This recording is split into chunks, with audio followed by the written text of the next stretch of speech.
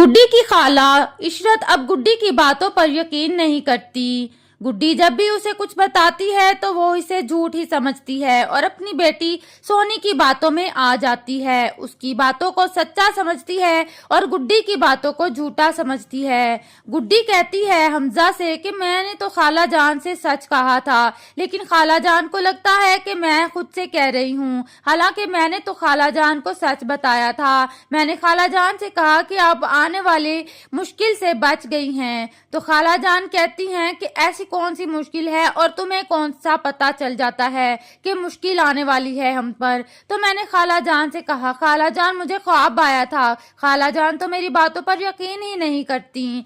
गुड्डी ये बात सोनी से भी शेयर करती है, लेकिन सोनी तो इसके अंदर की बात जानना चाहती है कि ये कैसे पता लगा लेती है। हालांकि सोनी तो अपनी माँ को गुड्डी के खिलाफ करती रहती है। गुड्डी के खिलाफ जब भी सोनी कोई कदम उठाती है तो उल्टा इसे मात ही मिलती है। ये इसके साथ बुरा होता है जब भी ये गुड्डी को नुकसान पहुंचाना चाहती है। अब ये सोनी का फोन जो है वो ऑफ हो जाता है और चलता ही नहीं। गुड्डी की वजह से इसका ये फोन भी बंद हो जाता है, क्योंकि ये गुड्डी के खिलाफ रहती है और दूसरों को भी इसके खिलाफ करने की कोशिश करती है। गुड्डी के चचा औरंगजेब और चच्ची, अब इनका भी बुरा अंजाम होने वाला है, क्योंकि जो गुड्डी की चच्ची है शाजिया, वो औरंगजेब की बातें सुन लेती है। एक बंदा जब औरंगजेब से मिलने आता है और उससे कहता है कि तुम्हारे कहने पर मैंने तुम्हारे भाई भाभी को एक्सीडेंट का नाम देकर मार दिया, तो यूं शाजिया को पता चल जाता है कि ये काम उसके शोहर ने किया है